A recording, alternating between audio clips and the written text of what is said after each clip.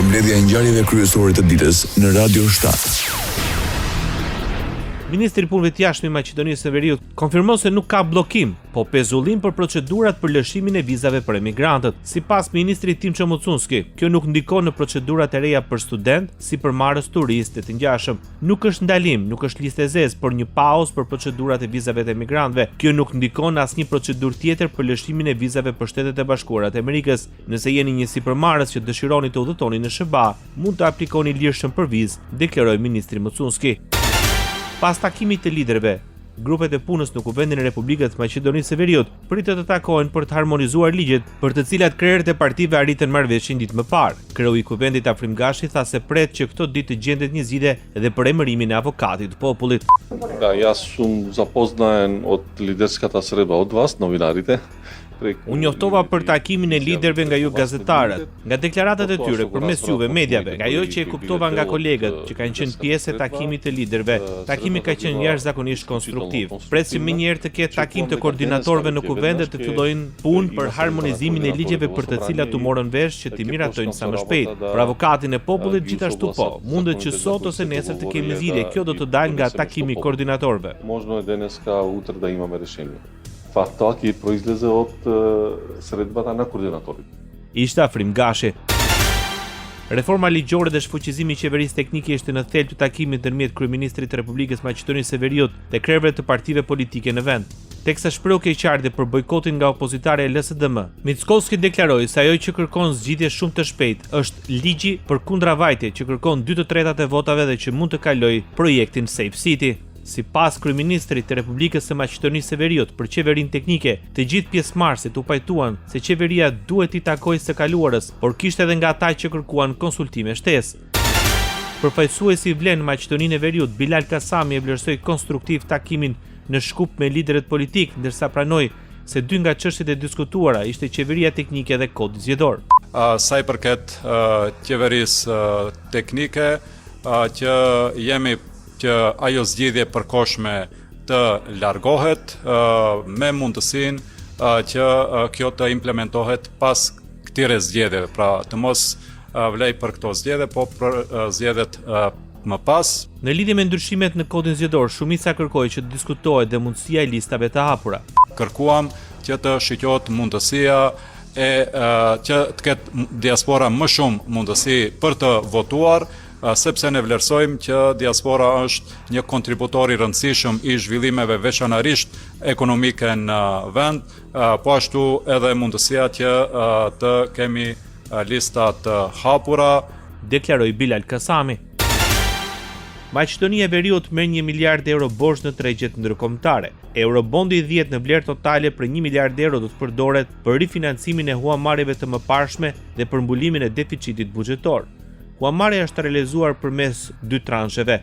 Transhi i parë për 5 milion euro ka fat shtyre 4 vjet dhe normë interesi 3.8% dhe i dyti me normë 4.75%. Me mjetet e siguruara përmes këtij eurobondit të parashikuara në buxhetin për vitin 2026, do të realizohet pagesa në kohë eurobondit të lëshuar në vitin 2020 një vlerë prej 700 milion eurosh, si dhe shërbimi i detyrimeve të tjera që paguhen gjatë vitit aktual, deklaroi Ministria e Financave e Maqedonisë së Veriut, Gordana Dimitreska Koçoska. Rajoni. Kosova kujton masakrën e Reçakut nga forcat serbe 27 vite më parë. Presidenti Vjosa Osmani nga kompleksi memorial tha se masakra ishte dëshmi e gjallë se Serbia synonte që të zhdukte popullin shqiptar nga faqe e dheut. Reçaku nuk është vetëm një emër në historinë e Republikës sonë, por u bë pikë kthese.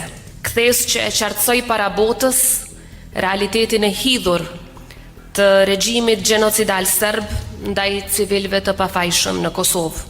Me 15 januar 1999, Reçaku u bë simbol i vuajtjes së një populli që kërkonte liri, por edhe simbol i guximit. I guximit për ta quajtur krimin me emrin e vërtet.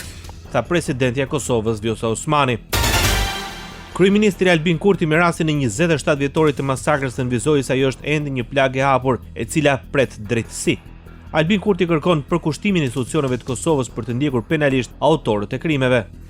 Në dhjetor të vitit 2025, pra në muajin që shkoi, Republika e Kosovës ndërmori edhe një hap të rëndësishëm në rrugën e drejtësisë. kur Prokuroria Speciale e Republikës Kosovës ngriti akt akuzë ndaj 21 personave për masakrën e Reçakut për krime lufte. Kjo akt akuzë afirmon se krimi ka autor dhe se vërteta nuk parashkruhet. Drejtësia nuk ndalet kur kriminalet fshehen në Serbi apo edhe strehohen nga shteti atje. Drejtësia ecën për herë përpara, sepse shteti i Kosovës nuk harron kurrë. Kujtimeve për masakrën e Reçakut ju bashkua dhe presidenti i Republikës. Përmes një postimi në rrjetet sociale, Bajram Begaj u shpreh se thirrja për drejtësi nuk duhet të shuhet.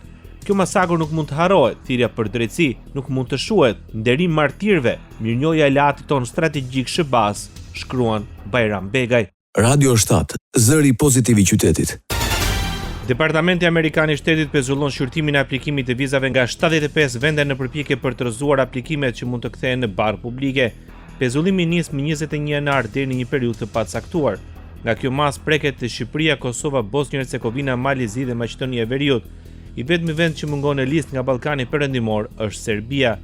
Kategoritë e vizave të prekura janë bashkimi familjar, punësimi, birësimi, imigrantët special dhe emigrim diversiteti ose lotaria. Vendimi nuk prek vizat studentore, turistike apo ato për biznes, përfshirë dhe për tifozët e futbollit që duan të qëndrojnë në Shtetet e Bashkuara të Amerikës për të parë nga afër Kupën e Botës që zhvillohet këtë vit, edhe pse administrata Trump ka thënë se do të verifikojë të gjithë aplikuesit e vizave. Ministria e Punëve të Jashtme e Shqipërisë Elisa Spiropali përgënjeshtron informacionet e përhapura se SBA e kanë kthyer Shqipërinë në listën e zezë për dhënien e vizave. Duke udhëtuar për në Kiev, Spiropali tha se ky vendim nuk e bllokon lëvizjen dhe udhëtimin e qytetarëve shqiptar drejt SBA-s, pasi nuk janë bllokuar vizat për qëllime turistike, studentët, biznesi, vizita tek familjarët apo eventet e lidhura me punën. E vërteta është se vendimi i fundit i Shtetet Bashkuara të Amerikës nuk ka bllokuar lëvizjen dhe udhëtimin e qytetarëve shqiptar drejt SBA-s. Kurse nuk janë bllokuar as vizat për qëllime turistike, studentët, biznesi, vizitat e familjarët apo eventet lidhura me punën. Askush nuk dalohet të udhtojë dhe të vizitojë si turist, student, qytetar apo edhe zyrtar. Por rregullat e qëndrimit në SBA do të ndryshojnë në linjë me politikën e tyre të imigracionit. Sipas Spiropali, Departamenti Amerikan i Shtetit synon rishqyrtim lidhur me procesin e vizave për qëllim emigrimi në Shtetet e Bashkuara. Departamenti Amerikan i Shtetit njoftoi se do të pezullohet përpunimi i vizave të imigracionit deri në rishikim zyrtar dhe ky vendim vjen si pjesë e masave të administratës amerikane për të kufizuar abuzimet me avantazhet që ofron sistemi amerikan i imigracionit. Pra shkurt dhe thjesht, vendimi nuk ka të bëjë asgjikundi me fabrikime nga më të çuditshmet për non grata imagjinare mbi Shqipërinë dhe shqiptarët. Ekonomia shqiptare do të kenë një rritje prej 3.5% në vitin 2026. Vlerësimi vjen nga raporti Bankës Botërore. Edhe për Kosovën, Banka Botërore parashikon një rritje prej 3.8% në vitin 2026 dhe 3.9% në vitin 2027, duke e renditur si ekonominë me rritjen më të shpejtë në rajon. Rritje më e ulët parashikohet për Maqedoninë e Veriut, Serbinë dhe Bosnjë-Hercegovinën me rreth 3%. Malizi parashikon një rritje me 3.2% dhe Kroacia 2.9%. 31 mars i vitit 2026 është afati i fundit për dorëzimin në Shqipëri të deklaratës vjetore të ardhurave për periudhën janar-dhjetor 2025. Detyrimi për të deklaruar të ardhurat personale vjetore për vitin 2025 prek individët me të ardhura mbi 1.2 milion lekë nga të gjitha burimet. Po ashtu detyrimi vlen edhe për individët që për të paktën një muaj gjatë vitit 2025 kanë qenë të punësuar pranë më shumë se një punëdhënësi. Detyrim për të dorëzuar aplikimin kanë në individët që kanë realizuar të ardhura mbi 50.000 lekë, për të cilat nuk është paguar tatimi në burim, si të ardhurat nga platformat Booking, Airbnb, YouTube, të ardhurat nga qiradhënia. Për herë të parë këtë vit, prindërit dhe kujdestarët ligjor me të ardhurat të ulta dhe të mesme do të mund të përfitojnë kompensim ushqimor dhe arsimor për fëmijët në ngarkim përmes deklaratës vjetore të ardhurave. Bota. Kryeministri i Groenlandës, Jens Frederik Nielsen, paralajmëron se nuk është koha për të diskutuar pavarësinë e ishullit dhe për të rrezikuar të drejtën e tij për vetvendosje. Apeli vjen ndërsa presidenti amerikan Donald Trump deklaroi se Shtetet e Bashkuara të Amerikës kanë një nevojë jetike për Groenlandën për arsye të sigurisë kombëtare. Në intervistë me shtypin lokal disa orë para takimit të ministrave të jashtëm danez dhe groenlandez me senatorin J.D. Vance dhe Marco Rubio në Shtëpinë e Bardhë, Nielsen tha se nuk është koha për të luajtur me të drejtën tonë për vetvendosje, kur një vend tjetër thotë se do të na aneksojë. Ai shtoi se Groenlanda mbetet pjesë e komunitetit të Mbretërisë së Danimarkës dhe do të qëndrojë pranë saj. Përballë tensionit, ministri danez i mbrojtjes konfirmoi se do të forcohet prania ushtarake e Danimarkës në Groenland dhe po zhvillohet një dialog i vazhdueshëm me NATO-n për të rritur praninë e aleancës në Arktik. Presidentja e Komisionit Evropian Ursula von der Leyen deklaron se Groenlanda i takon popullit të saj dhe se Bashkimi Evropian respekton plotësisht vullnetin e banorëve të ishullit autonom, duke ju përgjigjur pyetjeve në një konferencë për shtyp. Ajo theksoi se Groenlanda është pjesë e NATO-s. Aleanca integron interesat e gjithë aleatëve dhe Bashkimi Evropian është kontakt të vazhdueshëm me qeverinë daneze për këtë çështje, deklaroi von der Leyen. Britania e Madhe dërgon një oficer ushtarak në Groenland, ndërsa Danimarka rrit praninë e saj ushtarake në Arktik dhe Veriun e Largët. Ministri danez i mbrojtjes, Troels Lund Poulsen, tha se operacioni i përbashkët do të përfshijë disa vende aleate, duke paralajmëruar se askush nuk mund të parashikojë se çfarë do të ndodhë nesër. Downing Street konfirmoi se një oficer ushtarak britanik është dërguar me kërkesë të Danimarkës për të bashkuar me një grup zbulimi përpara stërvitjes së planifikuar Arctic Endurance.